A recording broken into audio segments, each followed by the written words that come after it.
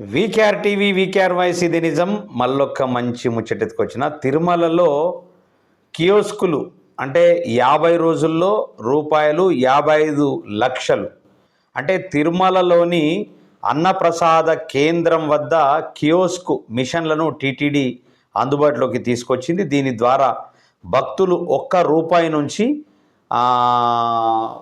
లక్షలోపు విరాళాలు ఇవ్వచ్చు. గత 50 రోజుల్లో రూపాయలు 55 లక్షలకు పైగా విరాళాలు వచ్చినట్లు టీటీడీ ప్రకటించింది. దీంతోపాటు తిరుచానూరు, పద్మావతి అమ్మవారు ఆలయం, ఒంటిమిట్ట ఆలయాల వద్ద కూడా ఏర్పాటు చేయగా 5 లక్షల వరకు విరాళాలు వచ్చాయి. మరి ఇది ఎందుకంటే డైరెక్ట్గా స్కాన్ చేసేసి విరాళం వేసేస్తూ ఉన్నారు. ఇది ఒక కొత్త పరిణామం, కొత్త విధానం. మరి దీని ద్వారా మరి చూడు 55 లక్షలు తిరుమలకు, అదే అమ్మవారి